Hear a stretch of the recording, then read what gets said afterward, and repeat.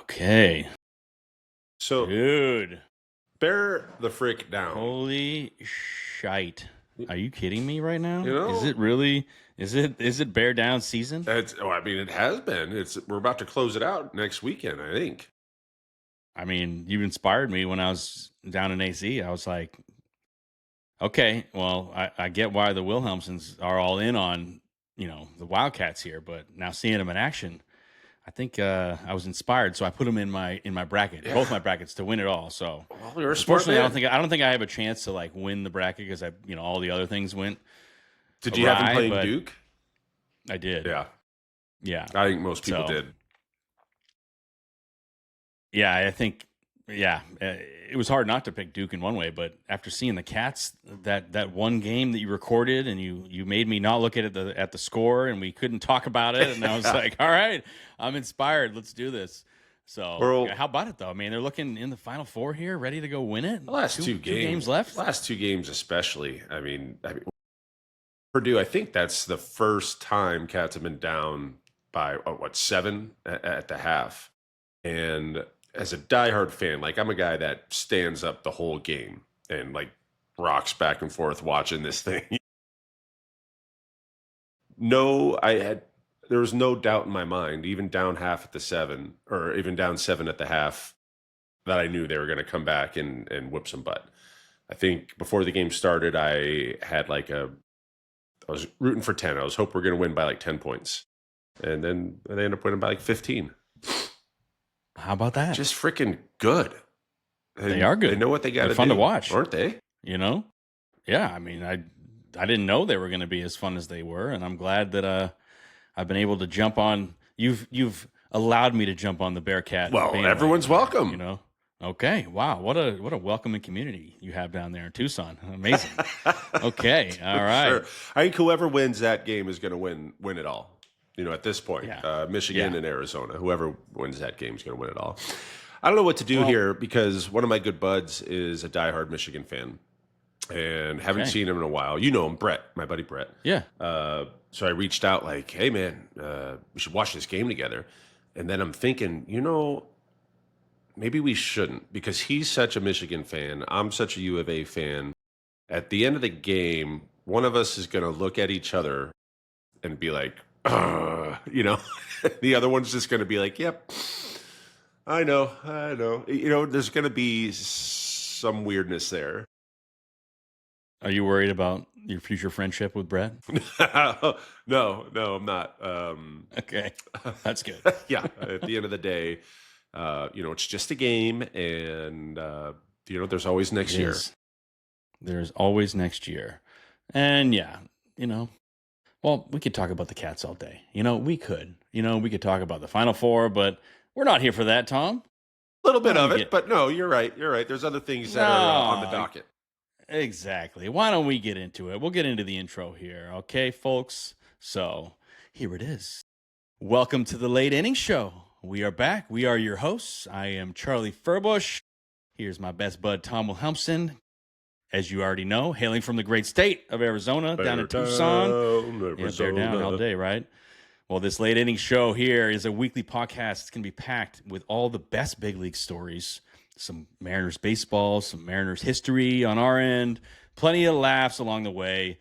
We just want to make sure you subscribe on YouTube or wherever you get your podcasts and give us a follow on social at the Late Inning Show. We're plugging around and we're having fun with everyone, so please engage with us. We're going to be dropping new clips every week, and we're just excited to share this journey with you. So, Tom, why don't you tell us what's on the docket today for the episode? Shoot, man, there's a bit to talk about. Obviously, first series under the books. We got it. We got a split.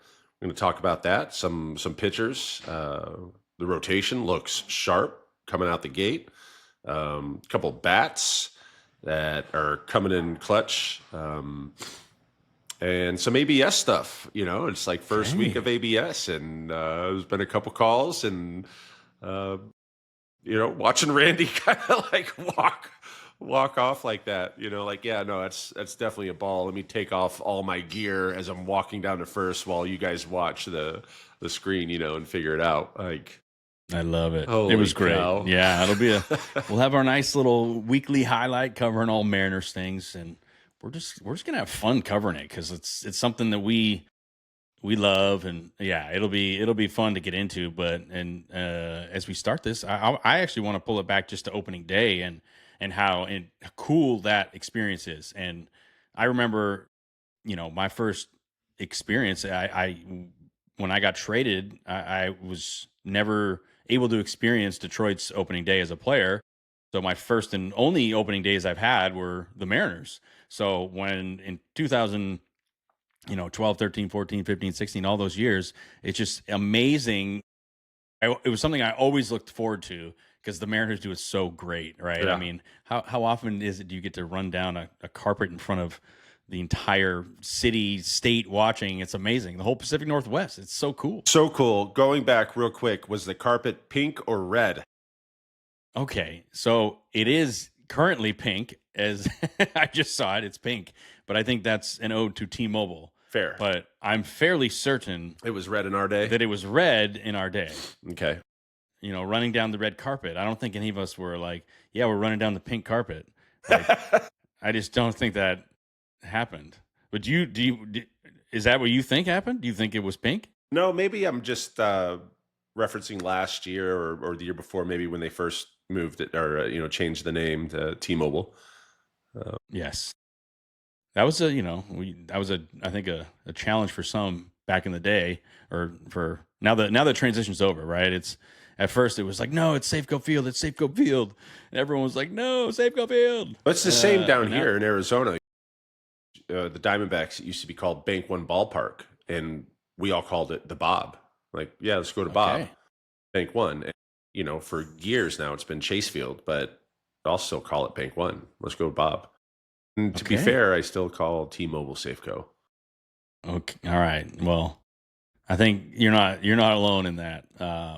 But I have made the transition. I'm now fully T-Mobile Park astute, if you will.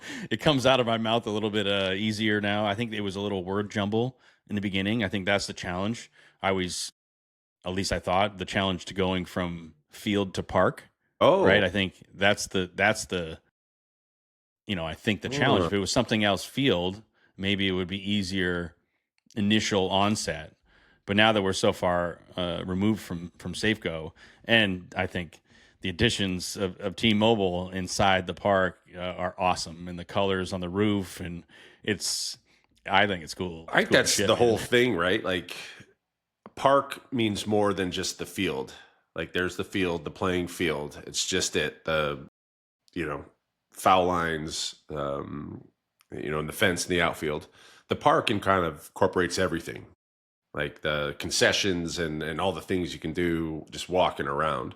And I think T-Mobile Park has some of the best like food concession stands in the country and encompasses everything a park Have you does. seen the new item, the new hottest item in town? No, I have not. You I've haven't? been Oh, I've come been on. scorching, sweating here in the I'm Southwest. sure you've seen it on the socials. Come on, dude. It is the coolest container for Oh, is your it the dumper? nachos. No, it's not the dumper. It is a ferry like a plastic ferry from the Washington State ferries here in Seattle that run, to Bainbridge and all over. It looks like a ferry, but it holds nachos, and it has like dipping sauce on each side, and looks just like a ferry boat. It's pretty cool looking, man. Okay, hot seller. So hot seller. I think it's like an $8 add-on. But it's just another cool thing that the Mariners do, right? They have these cool items. They introduce new food items. It's always ranked as one of the best places to get ballpark food, and drinks. They do. It's the best across the board. I think a lot of people feel that, but opening day, man, it is something special, and it just keeps getting bigger and brighter, and I love it. I think the show is so fun to watch, and even more so to be a part of. All is right in the world when baseball is being played. Well, you're right. I guess the question I heard should opening day be a holiday? For sure.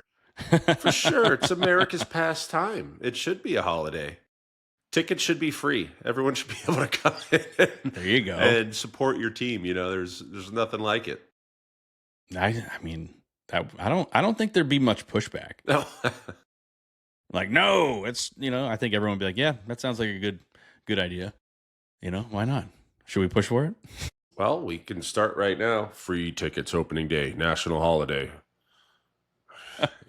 Exactly. Oh my gosh. But yeah, what a great first series though overall. Obviously, playing against the Guardians, always a tough matchup. They tend to grind out a lot of at bats and have some pretty good arms along the way, and I think we saw that all weekend. Great to get a series split, but the rotation continues to be the force behind this team. I mean, they just came out firing out the gate all first 4 games. What a way to set the tone, right? Like, of course, losing game 1, someone's got to lose. I mean, it happens. And you love to start off hot. At the end of the day, it's one series out of so many we're going to play. We're making the transition from playing in 100-degree weather in the middle of the day to 50 degrees, 7 o'clock at night in a new atmosphere. It was colder than that, Tom. Okay. I can tell you for sure. It was some cold games. And that's how it is in April, right? It was that's a transition that's so weird. But nonetheless, the starters, all 4 of them dealt, and it was just so good to see that this is, how this team is built around this amazing rotation. And when they're pitching so good, they're, really hard to beat. Dude, you're right. It sets the tone too. Because all eyes are on the starter. You set the tone of the game, the series, and inevitably just the future, the rest of the season. And when you have 4 guys already that just came out and did their jobs, just about everyone, I think, got to 6 or close to it. Mm-hmm. I mean, that's huge. It's relaxing for your bullpen guys, knowing that they're out there grinding right out the gate. It's better for your position players who know that we're going to be kept in a ball game as long as possible. And, just something you love to see and you root for. Just stay healthy, keep going, give me 6+ what you can, and keep us in a ball game. Yeah, everyone, each one. Gilbert did great. I mean, I think as these early season mistakes happen, usually, as we know, it's like sometimes you just throw it over the middle, right? And they hit. It's right. Like, other than that, there were, so much good to see about Gilbert. Kirby came out firing. Another awesome performance. I think a guy that's going to continue to take steps forwards in his career. For sure. Just fantastic. And then, the classic wushu we're so used to, just the most beautiful rotation in the big leagues. So, it's great. It was great. And then I think that's what Emerson I want to talk about. in.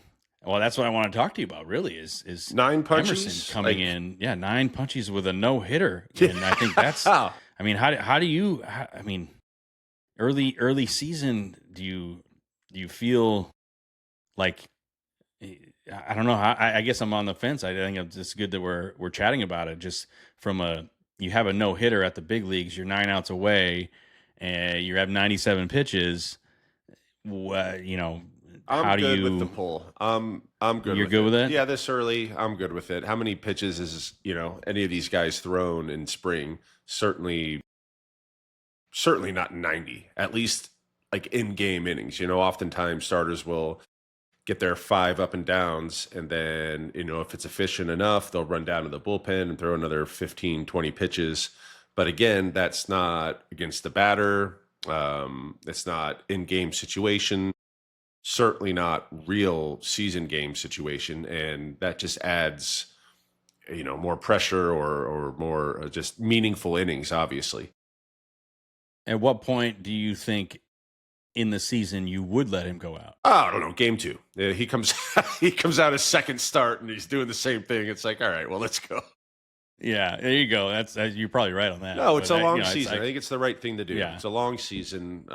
It's great to see, obviously, but he did his job, and of course, you want to see what could happen. No hit through six. Can we go some more? But how many times?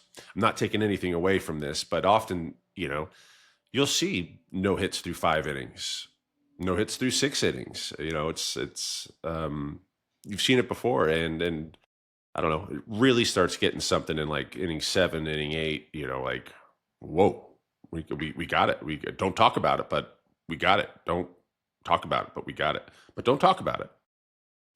but we got it. Yeah. Well, I guess I wonder what it's not like 97 pitches was his. You're stuck at 97. You can't go past 97. So it makes me think, just to even give your team a chance at getting the no hitter, would you venture to say he could throw 105 pitches and maybe he got through 7 on a quick inning, and then there's only 6 outs to go? Like, I guess would that be too detrimental to the player, or would it be more valuable to have that experience? Right. I think that's the tough thing is, like, it's so early in the year. And that's where I'm like, if it was in July, I think, yeah, you let him go. I think so. He's tuned up. He's ready. He's in his, baseball routine. Like, he can handle the extra workload. Well, there's a couple things that go into it too. It's opening week, game 4. So your bullpen should be ready to go. You've got arms and innings there. In July, it might be a little bit different. What happened the game before? How many innings did the bullpen go? How many days in a row did these certain guys go? But now everyone's fresh, and they are also elite. The guys back Elite. there. Correct. So, your starter did his job game 1, game 4. But his first start, and, 100 pitches, that's a lot at the end of the day. No, I get it. So I'm totally good with that move. I think Emerson understands and knows it too. Of course, what if? I know, but my curiosity gets the best of me. Yeah. But I think at the end of the day, that's the way to go. Use your bullpen. You did a heck of a job, kid. Well done. Keep it rolling. Keep you healthy, safe. It's a long season. Yeah, and obviously with rotation depth always being of value to the team, so you want to keep him as an option there. I think he's shown he continues to take strides. I'm sure that experience last year, from starting to relieving back to starting, and the experience, and I think just his mental approach to all this is really strong right now too. So Totally. it's I think we're seeing a really good Emerson Hancock, and I think it's something to get better. So it's just awesome. But then you shift to the offense, and I think everyone was so excited to see what Brendan Donovan was going to do at the top of the lineup. Yeah. Great addition. On paper, everything looks good. All-star with St. Louis. Here we go. And what does he do? Comes out right the gate and hits a homer. Like, what? He's hitting homer, and then a couple games later hits another homer? Yeah. And it just, oh, man, what hitting multiple, getting multiple hits. And I think this is a guy that's just going to take this lineup and give it something in a way it's never had. Like this get on base, grind out at bats, just continue to extend innings. It's just so fun to watch. What a gamer, and like a spark plug. Just here we go. Like nope, it's game time. I'm gonna hit a Jimmy Jack right now. Yeah, it's Seattle amazing. 1-0. It's so fun with a guy like that leading off. Because he grinds out at bats. He can also drop a bomb, get a single. I mean, that's just fun. It's like right out the gate, on your toes. He's just baseball guy, something you feel very confident about. Obviously, he's all-star. You can play multiple positions in the field, and he's going to put together quality at-bats every single time. Yeah, without a doubt. And he wasn't alone. The whole bottom of the lineup really did a tremendous job, I think, carrying this team in some way, shape, or form. You got Canzone hitting some mega tanks in those first couple of 2-in-1 game, just huge tanks. Just like, okay, yeah, 444 on the second one. Like, okay, you tattooed that one, dude. Especially in April, you put that in a warm weather place, that thing might be 465. You know what I mean? 470. Put a week ago, put it here, yeah. Yeah, exactly. And he's been known to show off this immense power. So awesome to see there. Then you got Luke Raley also running into a couple balls. Just, I think this is just part of that lineup that you go, okay, well, that's why they're there. Maybe because they're not the most premier guys in the lineup, obviously. But if this lineup is clicking and the bottom of the lineup starts doing that while what we know is the potential and capability of the top of the lineup, right? This is gonna be a tough team to beat, dude. It takes no doubt. But when the guys in the bottom half are producing, it takes a lot of pressure off the dudes in the top half. Especially coming off of a year like Julio and Cal had just put together. Excuse me. It's just knowing that your guys at the bottom half are going to hold you up takes immediate pressure off of you. I'm sure Cal feels a little bit like, man, I got to hit 65 bombs this year. And maybe he doesn't, but you definitely want to improve every day, right? Let alone every year. And you want to, and granted, that's not going to happen every year, but he's got, right. And got to be feeling some sense of that. Yeah. Well, I'm sure you don't know, it's new territory in some regard, but sure. At the end of the day, the message is it's not actually how you start, it's how you finish. Like there's so many games ahead that you are a couple at bats, honestly, from getting back into that groove spot when then boom, you're 2 for 4, 3 for 4, 3 for 4, 2 for 4, 1 for 3. And then it just starts clicking and your timing gets down to then you can transition, or you can translate that game to game, pitcher to pitcher. So at no point, for me, I'm like, I'm not worried about the top of the lineup. These are the producers, and once they get going, and once the bats start heating up, it's going to be crazy to watch. So it's going to be so fun to see, after Donovan continues to do what he's shown, to see Cal and Julio and Naylor really get after it. So, it's a great lineup, man. And honestly, if just a lot of the Guardians didn't hit all those homers, the Mariners may have won another game or two. But as they shift now they get the Yankees ahead, and this is a fun series right early in the season. Yeah, that lineup. Speaking of lineups, I mean that's pretty potent, But we're gonna start things off. A guy that's pretty good. Yeah, he's all right. He's all right. Yeah, pretty good. All right, maybe MVP. But we're right there with it. And our starting rotation, I think, is just as, if not better, than what we're going to be facing here too. I mean, we got The Rock showing up for the series opener against the Yankees. I mean, if there's ever a most consistent kind of starting pitcher, you know exactly what you're going to get out of him, and that's perfect way to start, I think. I agree. I think Castillo is such a great starting pitcher, regardless of what team he would ever be on. He really is just like, yep, I know what to do. I'm going to go consistently do it. You know what you're going to get from me. And I think that's just like a really, really nice thing to have on the other side of it, being like, okay, I can always rely on this experience and this, outcome. It may not work, but it may work. And as we've seen some days where he's shutting down lineups. So he still has the ability to get it done with his nasty stuff. But yeah, the Yankees lineup is no joke, and I'm excited to see the Aaron Judge Cal Raleigh battle. I mean, especially at home, I think I would be shocked if he comes to the plate and it's like boos across T-Mobile Park.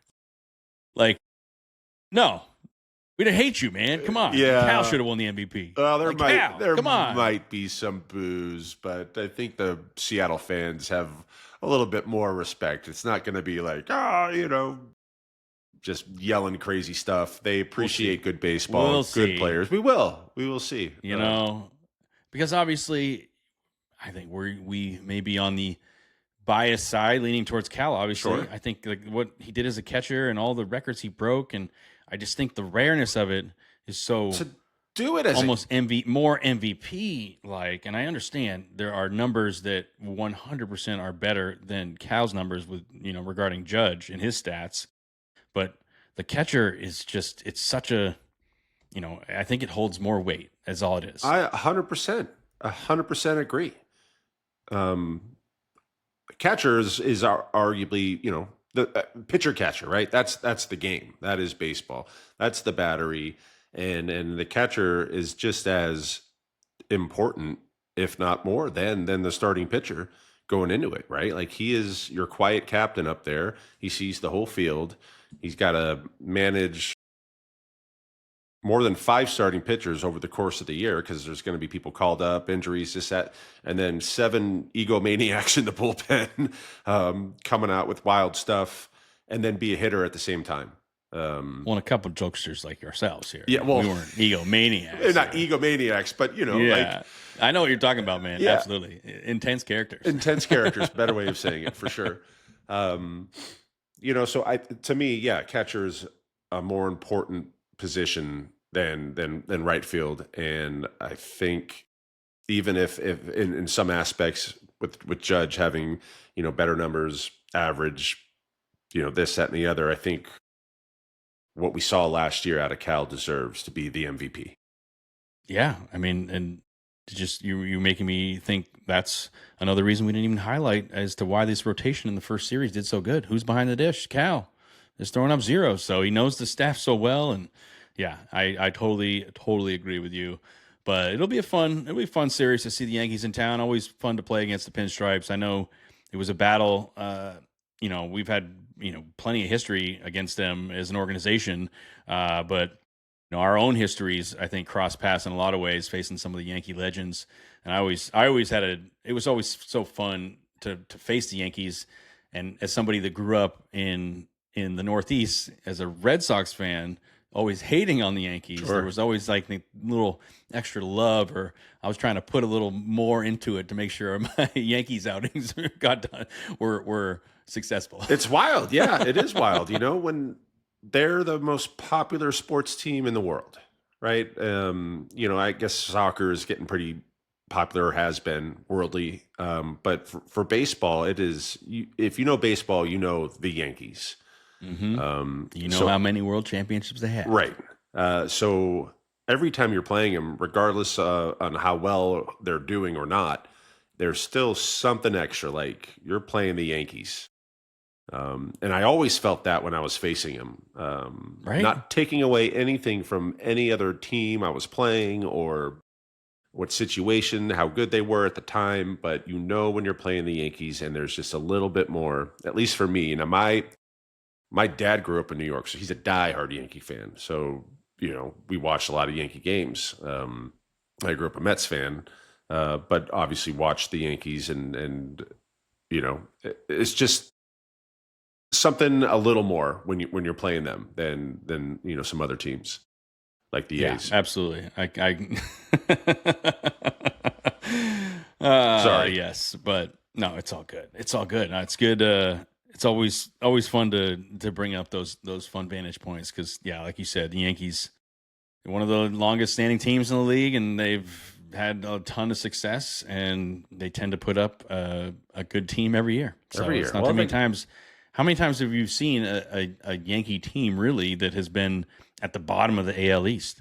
Right, Yeah. I think they continue to put a formidable team out there, and they want to win, and I think that's what separates them in a lot of ways is like, you have the Dodgers doing what they're doing, and then you have the Yankees kind of still playing the same type of game. Like, we want to win too, so we're going to spend money as well. So it's I think a lot of players enjoy their experience playing for the Yankees because they do a lot of things at a very high level. Not that other teams don't, but they clearly bring out some extra bankroll when needed. I feel like the Yankees have always done that. They've Right. been the kind of top of spending money. And then I feel recently the Dodgers have seen that play, and now they're the team that's just getting everyone spending money. A lot of people hate it, where they just spend money and get everybody. Well, I mean, it's a fair game. I guess any team can do that too. It's harder for other teams to do that, like Seattle, Tampa, maybe, just like kind of smaller market areas where Los Angeles is, one of the biggest cities in the world. I'm all for it. Yeah. And growing up and being Arizona, I never was a Dodger fan ever. Same division as, D-backs here, which I grew up rooting for. But I'm all for it. It makes beating them that much better. I think you're That's right. the way I felt about the Yankees anytime we played them. It was like, just you guys are the highest paid, best players at that position, and we're pretty freaking good too. Gotcha. Yeah, that's right. I think more teams are going to be doing this. I think the Mets are, they went out and spent $1 billion too. Well, yeah, they have. I think what's his name? Steve Cohen. He's the owner, who's I think richer than all owners combined, or something like that. So yeah, I know, I get it, but obviously the making sure that there isn't a work stoppage next year, and the MLB and the teams agree to a deal with the Players Association. We'll see how that shakes out. I think that's another thing that we will get into as the year progresses. And obviously, if you stick with us all the way into the off season, we'll cover it and give you all the best insight. So just ask us. That's right. We know a few things, but oh man. But yeah. Anyways, I want to shift gears now. We're going to continue to talk more about what it's like inside the game, which will be another weekly segment called Inside the Game, oddly enough. Who would have thought? No way. Holy crap. That's so riveting. Yeah. Really want to kind of get into the ABS stuff, man, because this is going to be a new thing that I think we're all going to have to adjust to, how it unfolds, and who's good on it, and when it's employed, and how often you do it. I think in this first series, you saw different approaches and you saw various levels of success. And I think there were moments where you want to use it and then you don't use it, or then there was a moment where you didn't have any left and you wanted to use it, and you're like, well, I can't challenge now because I don't have any left. And so, yeah, I think it's evolving. And I think, as we've talked about even off air, man, it's like, I know we've mentioned hey, let's not have pitchers use it. That's fine. And I think some people say, oh, it's because it's emotional. It's like, it's emotional either way, man. This is one of those things where I think that's going to be a really hard thing, is see what you see and then trying to not feel anything based on what the call was. You know what I mean? I think it's an emotional thing at some level. I don't know. Do you think it's emotional even for the hitters or catchers? I think I would think it's less emotional for hitters and catchers. And I'm not a hitter nor a catcher. So I don't know. It's just my gut feeling. I think that pitchers, especially relief pitchers, everything we throw needs to be, competitive around the zone, right out the gate, we got to come in, fire and strike. So yes, that was a strike. It's really, really fascinating seeing it play out. You gotta be aware of the situation. You got to be aware of how the game is going, what could potentially be ahead of you, especially with only two of these, right? If you get them right, then you get to keep going. But there's pretty big potential for this ABS to change the narrative or change how the game is going based on just one simple ball or strike call, and how it's used. If it's used in the right way, it can really just swing things around. I mean, we're talking, 3-1 count is way different than a 2-2 count. And depending on who's up in the order, all sorts of different things. I think it's just going to be really fascinating to see how something like this, the ABS, is going to maybe change potentially the course of the game. And I do think over anything, the fans freaking love it. I think they get so loud when the umpire is wrong, and the home team or whatever says, no, that was that was a strike or that was a ball. I mean, they're just like, yeah, suck it, umpire. So Yeah, tough to be an umpire for it, but you got to take it.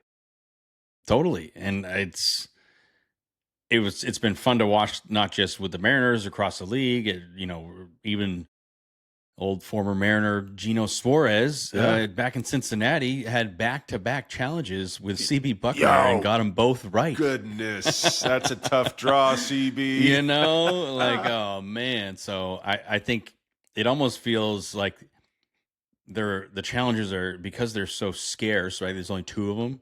Like the first one, you got to get it right, and if it's going to be earlier in the game, because then it's like, oh no, we only have one left. I think there's a little more freedom in the last, let's call it the late innings. That's show, baby.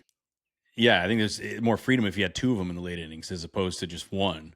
So what, 7, 8, 9? You get I think if you get to 7, 8, 9 with two left, then it's like, hey, if you're ready, if you pull the trigger, but maybe the first 6 innings, you're a little more hesitant to kind of, burn one, only to know that you got to be sure. You got to be sure. And I think there were times where we saw on both sides, they thought they were sure and they were not. It was wrong. So that's going to be the fun adjustment, is who knows the zone, who's really, really good at it, who can challenge when they see a pitch. And at the end of the year, there'll be a leader and there'll be a loser. So we'll see how well somebody actually knows his own. Well, that's interesting too, right? Like, we'll see who's really good at it and who's really bad at it, or not as good at it. But those are only going to be judged by the actual challenges itself. How many challenges are going to be missed or not challenged? I think that's an important part of it too. Like the ones you don't challenge, the ones you don't call, like, could you have gotten that one there? What is that? How is that going to weigh out? Absolutely. Right. Of where the ones you could have challenged and you missed, right? That'll be another stat to see, like, well, you could have challenged like 8 more times, dude. You just didn't do it, and how that goes into over the course of the game. That's potentially 8 strikes or balls if you're batting, right? Yeah. Well, how,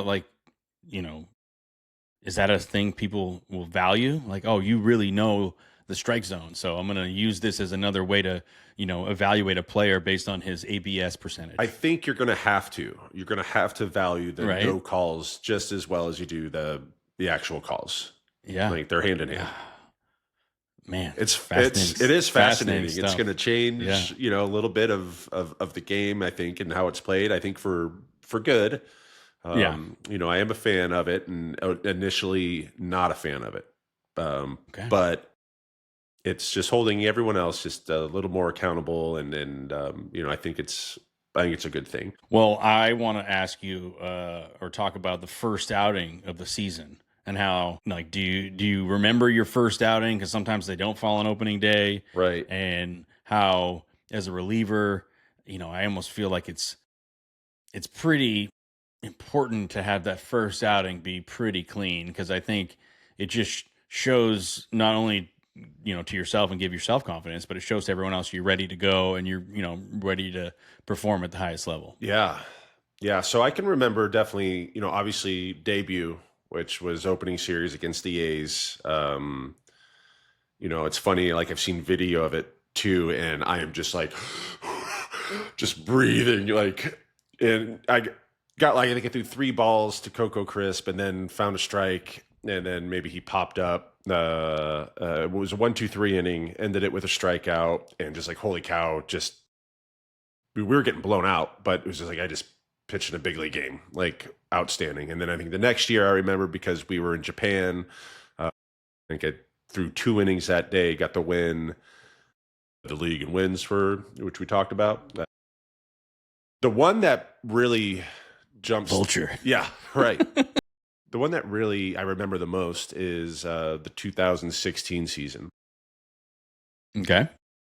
And just got traded to the Rangers, and we're opening up at home in Texas. Oh, it's tough to say. We're opening up in Texas playing the Mariners. And it wasn't opening day. I think it might have been the second or third game of of the season. And I'm fired up, ready to go. And I get called into the game, maybe 7th, 8th inning. I think we're winning by 2, 3, 4 runs maybe. And first pitch I throw to Robinson Cano is a bomb. Just, okay, welcome to Texas. This is cool. And then I think I do remember this. As I was rehabbing, I'm watching the game, and I'm like, oh no, first pitch tank? No. First pitch tank. And I think it was a double Kyle Seager. I think it was a double Nelson Cruz. I think it was a bomb Seth Smith. Like, I just couldn't do it. And I'll remember that one forever. Oh, dude, this is even better. So it's like, pitching visit, and it's like I'm working with a new catcher for the first time, really. In spring, maybe I threw to him once or twice. But I pitched a lot of back games, a lot of minor league games that year for whatever reason. But you're trying to, work and find something with your new catcher. Sure enough, pitching coach came out, and we had a little conversation about this, that, and the other. And next pitch, 97 to Ionetta's thigh. And then I get tossed out of the game. Only time I've ever been tossed out of a game. Yeah, you guys were talking shit, weren't you, to each other? No. Like, well, what was happening there? Because I felt like former teammates. He's probably Ionetta's. He's cool, man. He's a great dude. Like, we hang out with him. He's awesome, right? I mean, that's why I was like so shocked it happened so fast. And then you hit him, and then there was a bunch of chirping, right? You guys were chirping at each other. Oh, he was probably pissed off that he just saw 4 or 5 guys just tee off on me, and I didn't give him one to tee off on. So he was probably a little butthurt about that. Like, yeah, rightfully so. I don't know. Usually you try not to hit someone after you give up a bunch of homers. You just try not to. And, that was a situation that conversation that happened on the mound is something we can get into a little bit later. Cool. But it was basically an understanding of here's what we're going to do. And I had to uphold, my end of it. And I did. It was probably the only spot I hit all game, really. So kudos for that. I think that's why I stayed around for another month or two, because, he can hit a spot. He was like, I'll break you like a twig, or yelling at me or something. And, I was like, get on to first base, man. Like, you know the game. And of course he does. He's a catcher. He's been around forever. The funny part about that later was I joined the Mariners later on in that year. And I think we're in Detroit, and I get on the bus first. Everyone else is on. Chris comes on last, and there's one seat left, and it's like right in front of me or right behind me.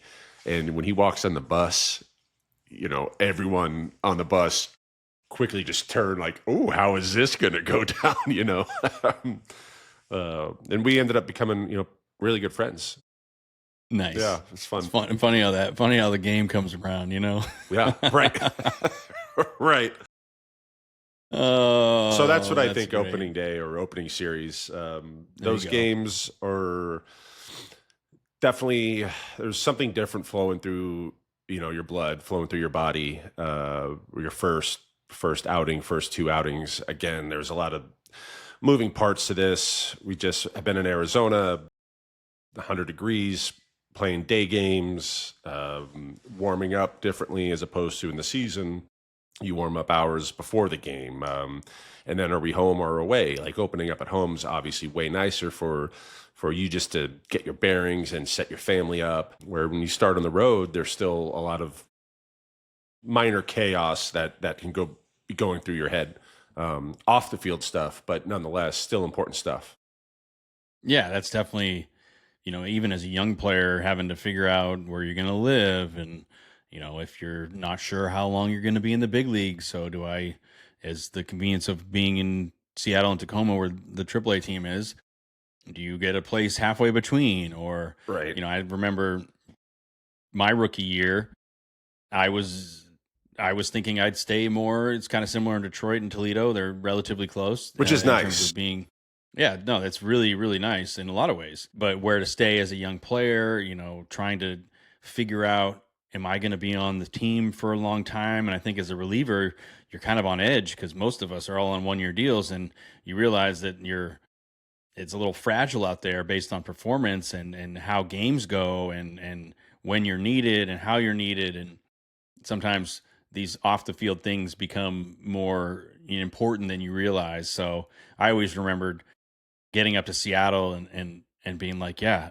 I think there is something to be said about wanting to be a big leaguer and maybe living in the place where the games are. So even if you're not going to may not be there, but if it all goes well, you will be there. So I think that's where the tough things. But as the season unfolds, it's always fun to find a new place, or if you're going to have roommates, or if you have a family and kids, like you said, how to set that up. There's definitely some logistical things, but it's always fun to move up to the new city or to your home ballpark city and get settled and go where you're going to eat, where you're going to get coffee. If there's normal, places in Seattle, because I know there's plenty of places that, we've kind of bounced around, whether it's in Seattle or the East Side.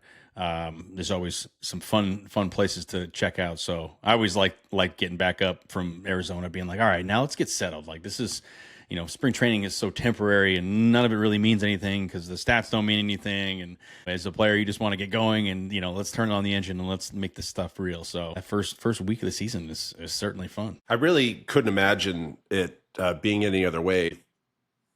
I don't know how it works out now, but I think the Mets and maybe the Blue Jays used to back and forth on where their AAA team was, which was in Vegas. Like that's across the country. How do you do it there? Seattle, Tacoma, relatively close. You can find a space if you're kind of bopping up and down.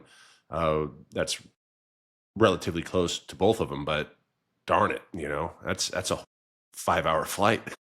Totally. All you want as a player is to be in the big leagues. It's right. Just like, oh man. So, but yeah, that's always fun little things we go through as players as we navigate our own careers and how that looks, and everyone's a little different. But yeah, it's that first week of the season is just such an exciting time because you feel, not that you don't feel hopeful at all. Obviously, it's later in the season. If it's later in the season and you're out of a race, then yeah, there's maybe less hope internally, but you're as hoping and striving to get to the World Series. And that's just on the forefront, and you have a chance in April. So I think that's the April mentality is just don't dig yourself too big of a hole that's going to be really hard to get out of, even when it's June or July. So that's where you can have those things can happen, right? Like I think a few years ago, Detroit had like one of the worst starts to a season ever, and then they came back and went to the postseason. They won all those games. That was just 3-4 years ago, I think. Yeah, just like I said earlier, it's not how you start, it's how you finish. And no one cares if you make it into the playoffs and you go to the World Series and win it. No one cares what you did in April. Literally. No one goes, oh, well, but he sucked in April. Right. Okay, but he was an awesome player the whole season. No one cares. So that's where, for all the fans out there, don't give up on your guys. These guys are awesome, and they're going to have great seasons, and the team is looking strong as ever. So excited to see what'll happen as the next few weeks unfold, and the Yankees come in town, and Mariners just get right up into it. But yeah, another thing I want to do though, as we transition through this wonderful, wonderful show that is the Late Inning Show, is we are going to introduce a thing called bullpen calls, and we want all the fans online and our socials to engage. We're going to post about it. We're going to try and drum up some questions and some insight or things you want to learn about that we will. I think we'll toe the line. I don't know, Tom. We'll answer most things. I don't know if you'll catch us off guard or we'll be unwilling to share stuff, but we want to engage with you. We want to share a little bit what our lives are like and maybe what some of these current guys are going through. So we're going to have a segment each week called Bullpen Calls, and we want you to engage with us. But right now, since we're introducing it, I'm just going to act as a fan to Tom and figure I ask him something random fun that clearly everyone wants to know. I could go the classic, is a hot dog a sandwich? But I think I'm going to go and shift and stay in the food category just to learn a little bit about you. When you make a bowl of cereal, do you put the cereal in first and then the milk, or the milk and the cereal? Because I think there's, maybe a preference, but I don't know. What do you I'm 100% cereal first. Okay, me too. Cereal first, then the milk. I can gauge how much milk I need to pour into the cereal based on how much cereal I have, because especially with like Cinnamon Toast Crunch, there's a fine line of that flavor that can get diluted or just be perfect. And I think the only way to do that is if you pour the cereal first. Okay, sounds good. Secondly, I'm going to ask a second inside question I want to know about, because we can get into all these things, but do you have a favorite baseball movie? Favorite baseball movie?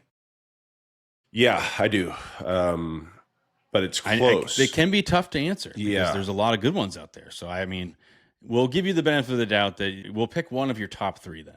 We're not going to judge you by just the one you pick, because there's a lot of them out there. Okay, I'll go. And I know that you're really a movie critic at heart. Yeah, that's me. I will say, yes, I do. And to your line, it's more like three though. The Sandlot, 100%. I love Rookie of the Year.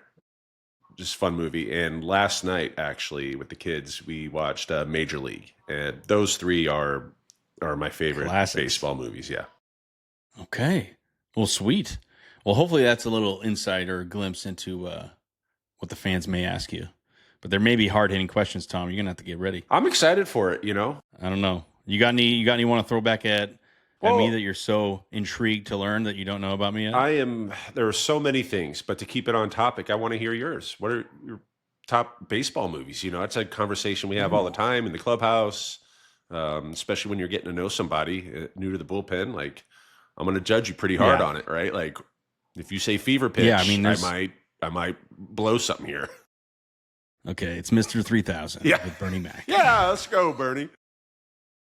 R.I.P. That's a good question. I have a tough time answering, but if we're going to go with the three favorites, I think without a doubt 1 and 2 interchanging have to be Major League, Bull Durham. I think those two kind of, for me, I really enjoy both of those, and because they're both different but both great. And you bring up Rookie of the Year, right? I think that's a classic, and Sandlot. In trying to be different than what you said, 'cause I also agree. I love the Sandlot. I want to put Sandlot in there as top 3, but maybe if I'm thinking outside the box, if I'm thinking, comedy, right? Okay. Is that where we're going, or Well, this is you, man. You can go. I don't know. Take it wherever you want. I guess I don't know where I'm taking it as I as I actively think about it. Because I've definitely said in my head I like Angels in the Outfield. Because that's kind of a quirky, funny movie. I also thought Little Big League was kind of funny, where the kid becomes the manager. Yeah, inherits the team. There's a bunch of these. Why are all these great baseball movies came out when we were kids, man? Well, I think it's amazing. Why it does so well is because at the end of the day, it's a game, and I think most of us fall in love with it as kids. So, I think those Sandlot, Little Big League, Angels in the Outfield, Rookie of the Year, Bad News Bears, even it all takes place where we initially fell in love with this game, and so I think youth involved in a baseball movie makes sense to a lot of people. True. But yeah, it is difficult to rank the baseball movies because there are Durham. I can't even believe handful. I didn't even. Yeah, that's. Can I have 4? Top 4? Oh yeah, of course. And you could throw in. Have you ever breathed through your eyelids? Have you tried? Every day. Every day. Yeah. Every day. Don't you know that's the way of life? Outstanding. But see, I think I found a new fascination, a newfound love for Mr. Baseball after having to go into Japan and see what it was like over there. And obviously that maybe not is the direct correlation from what we experienced, but another movie that, certainly gives you another glimpse into the baseball world. Is that Tom Selleck? Tom Selleck. Yeah. This great mustache. Yeah, wow. Arguably the best in the league. And then I like the movie The Rookie, where the teacher becomes the pitcher for the Rays. Jim Morris. Yeah. So There's a lot of good ones out there. I guess. Yeah. Never mind. See, as my mind wanders, I go, well, is the movie Basketball? Does that count?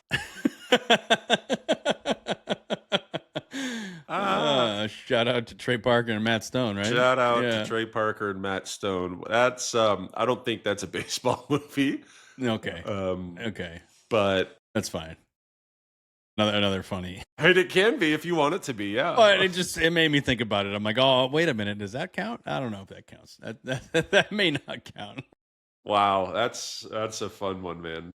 But yeah, this is what we want all the listeners to engage with us on. We want you to ask us these type of questions. We'll answer all the baseball stuff too. Don't worry about that. But I think we have some great perspectives, and this is what the kind of conversations in the bullpen are like, Tom. 100%. Right? We are talking to each other about random things. We're getting to know each other, what we do and don't like, preferences, all the works, just to build some trust with your friend and engage. That's exactly part of it. Some of this stuff is silly and really doesn't mean too much, but this is what happens in a bullpen. Like, you got to get to know your guys, and you have a lot of time down there, and like how many state capitals can you name? All sorts of stuff that really seem trivial and like nonsense, but over the course of the year, all of that is just building chemistry and friendships, and it's long, so it helps keep it loose and light, and just any reason we can find to bag on each other without being overly critical or whatever. Of course, is what keeps the bullpen so fun. Yeah, and I think being vulnerable also helps in that, right? I think being able to share a little bit about yourself or something self-deprecating even, I think that goes a long way with inside that bullpen to allow guys to be themselves, because we're all a little quirky, we're all a little weird, but we're all in the same boat down there, and we're all trying to be as successful as possible. I think when you form a little unit down in the bullpen, it does become a really cool, tight-knit family that you have lifelong friendships with. Right. Here we are. So here we are, buddy. Here we are, man. Here we are. There they are. And right here. Yeah. Oh, there they are. And that's what it's all about. Like Medina. For sure. I think R.I.P. Medina and Jesus Montero. Oh dear. The Mariners did do a great job on opening day. Honoring those. Love, cool. Yeah. Very good. That was cool. I think just for poops and laughs, all this right here, I think to the regular fan, this might seem great, but you and I know that what makes this so special, not just being the best bullpen in the league, is Joe Beimel manning the water, if you will. He is at the head of what is taking out the fire. And if there's one guy that knows more about water than anyone else, it's Joe Beimel. Beimel and his water machine that he traveled with, always getting alkaline water. I mean, I'm impressed. He's going to come on the show. We'll talk to Joe about and everyone else on that poster because Joe is a legend. He played in the show for a long time, man. So long time. I can't wait to talk to him about the water and just like how it started and what are you doing now? Are you still do you just have all this? Are you just like a water guy? Like I don't even know. He clearly still throws probably 95 if you ask him. Scene. So, anyways, yeah, it'll be fun. That'll be fun to bring him on. But before we shut down the bullpen, no, never mind. We're not going to transition. We're not going to transition yet because we're gonna wrap it up. We're gonna wrap it up here, Tom. That'll do it, folks. We're gonna wrap up today's episode. Another fantastic day hanging with you, Tom. Always, brother. I think we're gonna keep doing this. We'll be posting online, so just give us a shout out on social, and we'll start engaging with you. And like we said, we want everyone to chime in to bullpen calls, ask some questions, give us some things to talk about that you think would be interesting to hear. We're all here for it. And that's gonna do it here today, folks. Another great day hanging with you, Tom. Always, brother. On the Late Inning Show. Can't wait for next week, and we hope you all tune in. Have a good week.